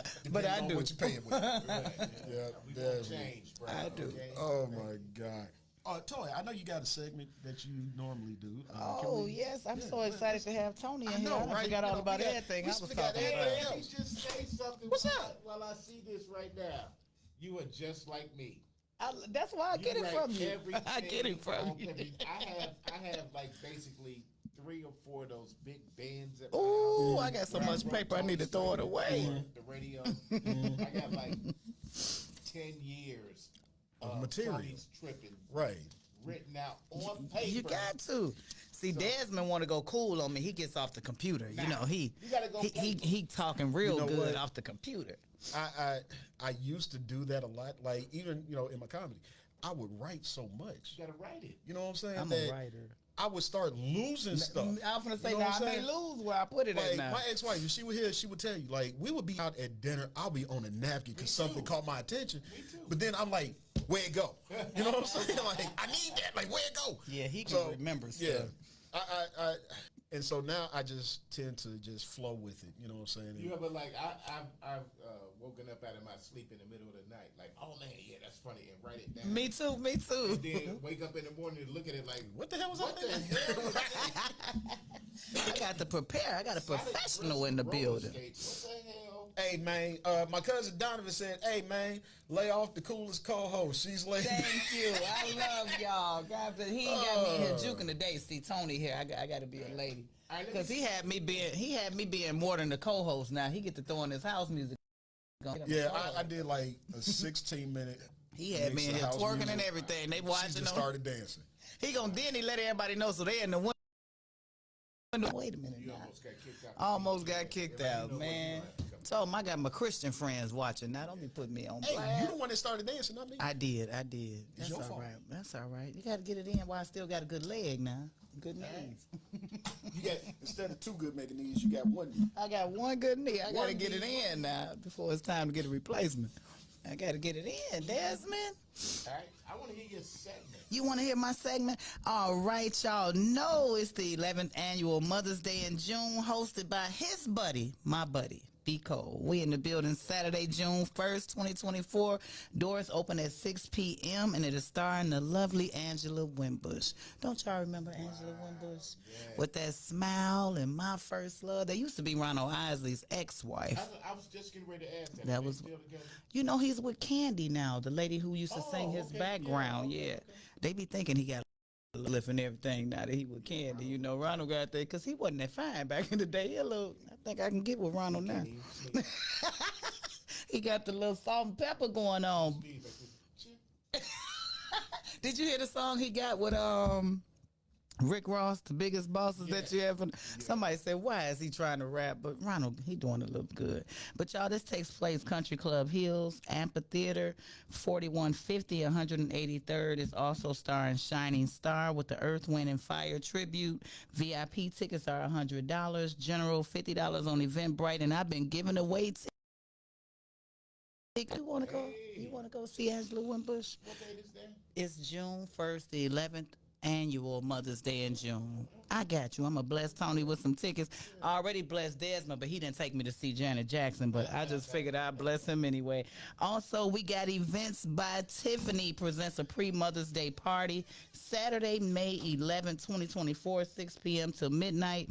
$60 includes a full-course plated meal and a live band. You can get pictures and a video tribute offer for an additional cost. Now, Tony could tell you that place is immaculate, isn't it? Man, incredible spot. It is beautiful. She wanted to come. She wanted to come with you today. Yeah, I'm so proud of her.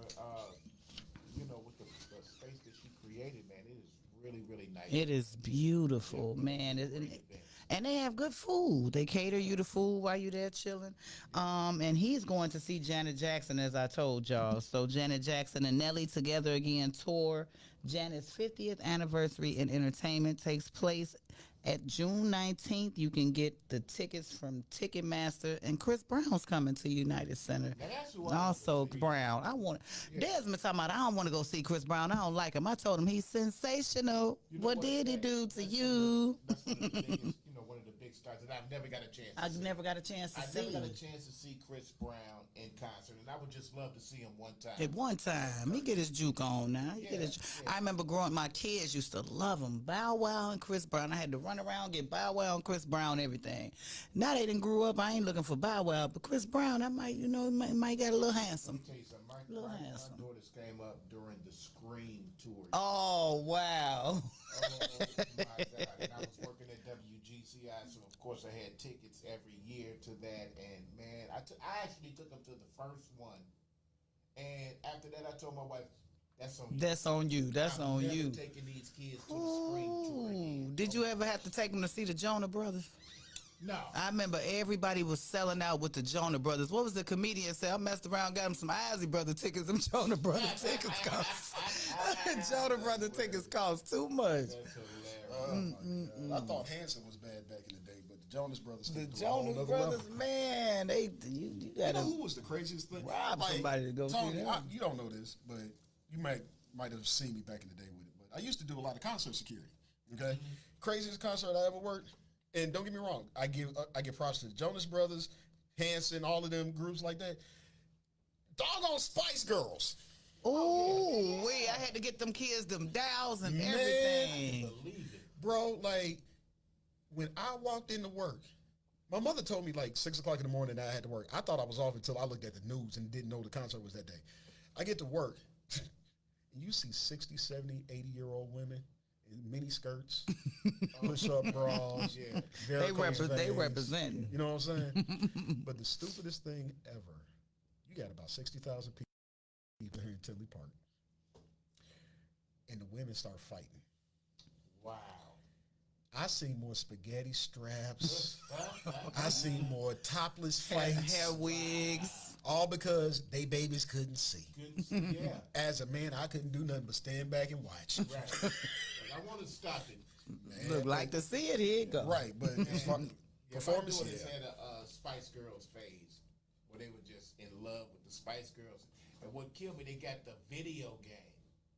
There was a Spice Girls. It was. And he's like, Daddy, come play Spice Girls with us. Ooh, I liked it. The one that was with. I liked it. The one that was that's married to think my David head would've Beckham. shriveled up. I'm sorry.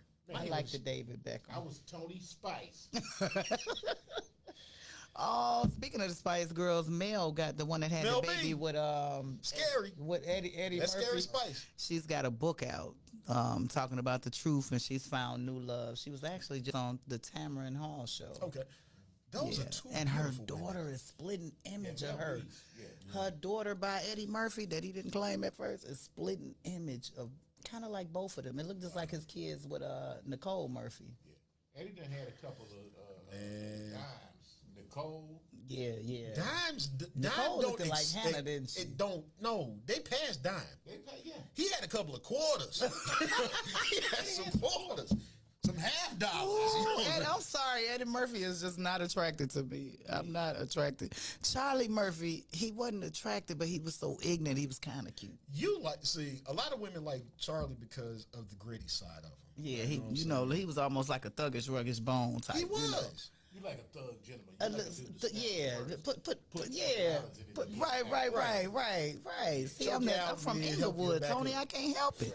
Right. I like you can put on a starter jacket and go a suit. get tuned up. Right. That's right. And fill it up with gas. Tony, my bro, I honestly thank you for coming. Yes, You know, we can go. I thank you. I know you're a very busy young man. Yeah, we doing some things, man. It's good to be back in Chicago, getting a lot of stuff. We glad. Get your claps on. Yeah, I wanted to I'm ask going about with that. y'all. The Netflix thing. Yeah, I wanted to ask about that. Yeah, me, Damon Williams, a guy by the name of Two Ray, and another guy named D.S. Sanders. We on tour with Samora a lot. So we're like her and we go on the road with her a lot. So she decided to do a Netflix special featuring us. Right. It's called Some More All the Queen's Men on Netflix. And it was a great time, man. It really did well. And so we continue to, like, whenever she goes out, we go out and tour with her, man. That's like my big sister. And, I love some more. Some More is hilarious, man. That's Nia Long's sister. Yeah. Have you ever met Yeah. Nia Long, been with her? No, I never met Nia Long, but yeah. Yeah. But we got some dates coming up, so I'll be like touring with her coming up. Nice. Y'all gonna be in Chicago? I think we're gonna do we might do that Schaumburg Improv. Okay. Do me a favor, if you do the Schomburg Improv, please. I just ask this because you're my boy and I love you dearly. I just want a ticket. Oh, I got you. And I just want to get to the green room to get a picture with all of y'all. That's it. We in the building. That's it. We You know in what the I'm saying? building. See, I'm not like everybody else. I ain't gonna ask you for stage time. I'm not gonna ask you to say, hey, can you help me get on the show? Anything like that. I just want to be in a room where I can sit and commune and talk. You know what I'm Yeah, saying? this is the mellow fella. Outside of all of that. This the mellow fella right here. Right. 'Cause when you get to a certain level, and it's just me, I don't think asking for stage time is one thing, but then when you just want to sit back and give that person an opportunity to just be themselves. Let me say this to you too. Closed mouth Don't get fed now. True, but anytime you're in We have not because we asked not. an area where you may have that opportunity and you feel that if I see that opportunity, that's a different story. But that's why, like me, I like to first have the conversations. You know what I'm saying? And if I feel that there's an opportunity there, then I might be like, hey, is there anything you can do to help? But I ain't gonna just come kicking the door, be like, hey, can I get some stage time because I'm a well, comic? I mean, sometimes you got to do that. Sometimes you got to jump on out the plane. Yeah. Yeah. You know what I mean? But you know, If he's and a mellow fella. I've been faulted for it, you know, all my life because it's just the humility in me and you know what I'm saying, me just being laid modest. back. You know what I'm saying? It's all in your approach too. Right. And at the end of the day, all they can say is no. Yeah, yeah. And what have you lost? He's the mellow fella. So, yeah. Chablis call him bougie. No, I mean, it's been some times where hey, Never y'all been got bougie. 5, let me get 5. You know, Let me get hey, 5 up so- out you. Like, give me 3. I need 5 on it. Yeah. But I have received what you said. Thank you, sir. Yeah, man. Like anytime you get that opportunity, and I understand, and I do understand what you're saying as far as there's protocol, and you don't want to be, Right. considered rude or whatever. But man, anytime you're in that realm where you're that close to that situation and you can possibly make it happen, Right. I take Right. that shot. You done 'Cause touched, Lord you knows, done touched I the hem of the I garment tried now. my damnedest to get into improv, just to host. And improv is so hard to get into, especially Schaumburg. No, that's across the country, bro. Like Schaumburg, I know for a fact. I can't speak for any other one. You know what I'm saying? I know Schaumburg does like one open mic a year. You said a year. No, for real. It's like one a year. Wow. And they post it like the day before. If you don't see it on the website, it's gone. Like the list, right? Yeah. And you gotta hope and pray to find it again. And you get like 3 minutes. Yeah.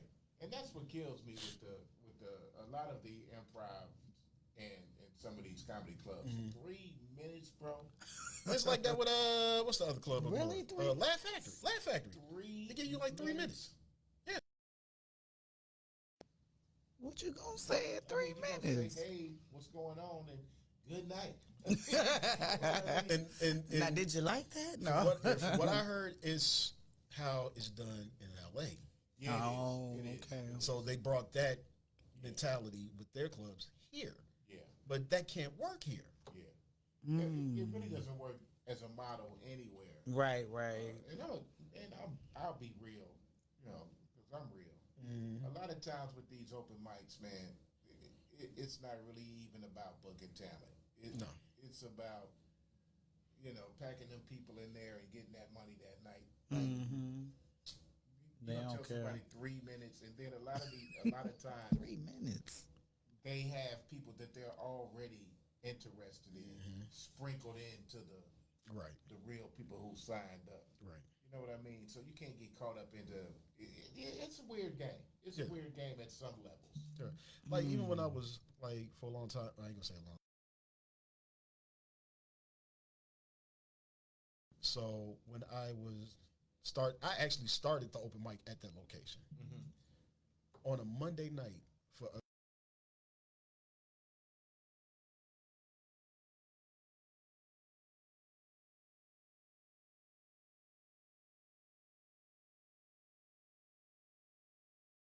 I had it sewn up to where I would book it like a regular show. Right. And I would ask the comics if they did their due diligence to get the people out. And a lot of the comics was coming to me like, bro, like, why ain't the owner booking me? Why ain't I'm like, dude, you got to talk to him. He has your information. You know what I'm saying? And that's the only thing I can.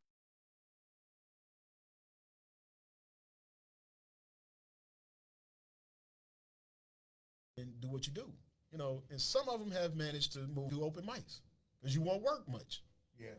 And a lot of times, too, to be honest with you, there's a lot of places, especially in L.A. I'm going to be real. Like I said, I'm going to be real to the comics out there. A lot of places like in L.A., there's that whole persona or that whole view of you never know who's in the room. Right. You can come up here one night and there may be a producer from NBC or Netflix or somebody in the room. And they tell you that so they ain't got to pay you. Right. They tell you that so they ain't got to pay you. So you got a bunch of comics that show up every week and every other day to get on stage because they feel or they think or they've sold you the fact that somebody's going to be in a room to change your life. Somebody's going to be in a room to take you to the next level. And that happens so rarely. You know what I mean? Really, that's like lightning striking. Right. It happens so rarely, but they have built this whole, business on using this talent, basically for free. Yeah. And with the idea that you never know who's going to be in the room. And if you go up on our stage, you could possibly be, get a Netflix deal or get a TV deal or something. Now, back in the day, that kind of happened. There were guys that literally done that. Nowadays, it's not so much. Right. So you just be going up there a bunch of weeks doing free shows. Do they give you 3 minutes? I'm a suck. They ain't called me yet. I'm going to be in Diddy's next video. Oh, Lord. Take that. So, Tom, what we're going to get up. Once again, I'd like to thank you for coming. But what's next for Tony, and where can the people find you? Where can they listen? Are you on air? What's going on? Actually, I'm on air on 106.3 on Sunday nights. Ooh. Give me over there. Shy Blizz. Blizzy, the crown holder. He might be in the building. He might just be in the building. Yeah. Also, 1073vip.com. I'm doing a little stuff, something with them. Okay. And at IMS. And still doing my thing, man, all across all over the place. Man, and I've been a fan all my life. Get me in there with you 107 too. You said we have not because we has not. We got to close mouths, don't get fed. Get me in there with you. Also, that'll be a dream. I'm about to hit back on tour with some more. We're doing the Netflix is a joke special. The comedy. You gotta give you your props on that. I'm proud of you. If you want to find them, everybody, you know what? I don't even have to say go to Facebook. You can just Google Tony Schofield, and you will find him. Notice it's not Schofield, even though we say Schofield. We call him Skull. It's Schofield. SCU. So just giving you that, people that's listening, that understanding of spelling, so y'all know how to find it. Yes. I guarantee you, if you find Tony on stage anyway, you're gonna have a great time. You're gonna enjoy yourselves. You're gonna laugh till you cry. You know what I'm saying? And you will find out and understand why he is truly the one-man riot. Y'all follow him everywhere. Oh, we love you. Thank you for coming, Tom. We love you. We wish we had another hour. We love you. Thank you. Well, we're going to work something out with Mr. Shy Blizz and see about some more airtime. That way we can get our guests to stay even longer. Yes. I will say this publicly, like and I do tell a lot of people this, but this is coming straight from the heart, Tony. You are now officially a part of the Old Soul family. Yes, you can come whenever you ready. Thank you. All you have to do you is ain't let even us gotta know. wait. Just tell us we can get here early. Just say I'm coming Saturday, and I'll be like, okay. And y'all, he is on time, so we got to be on time when Tony coming. Right. See, he outside. That's why I told Tony, I'm like 9:30. I'm at the door. Yeah, you know he said because Tony gonna be there. Right, Tony gonna be there. I understand we need to be a little. I'm gonna take it because this is Desmond. This is mine. Well, I'm a lady with a puppy. I gotta get ready. Make sure from now on when Tony comes in, I'm here a half hour early. Yes, sir. we I in will the make building. sure. We in the Like building. I said, Bernie said, it's all about professionalism. I'm learning from you. And I brag different because I get to see him on Wednesday. Laying outside in the sleeping bag.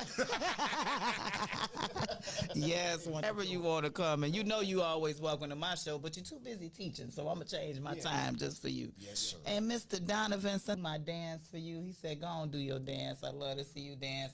I'm going to bless you with some Angela Winbush tickets. Wow. See, because I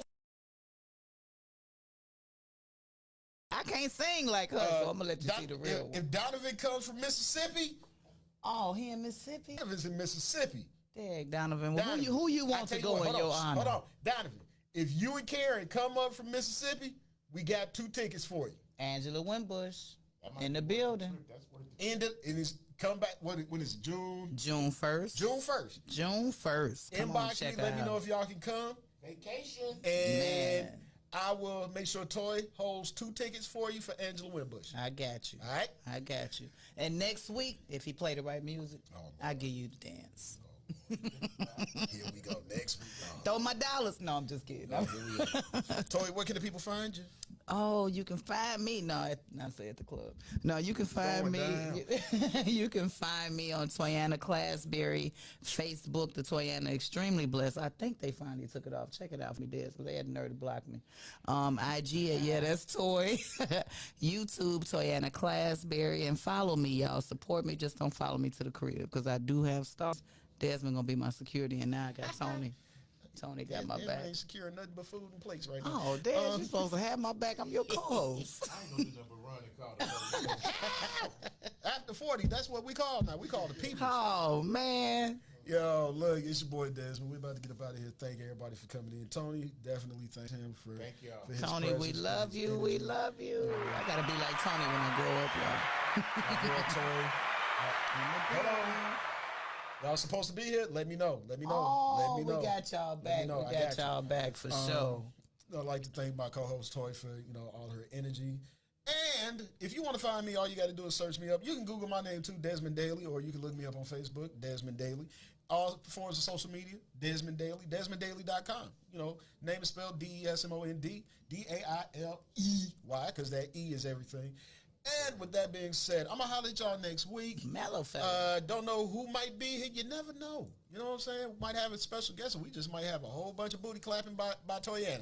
So, In the building. with that being said, we're about to get up out of here. Love y'all. Y'all have a good one. Stay out of trouble. It's going to be 81 in the Chicagoland area today, so stay cool, y'all. I'm going to holler at y'all next week. Peace Blessings. out.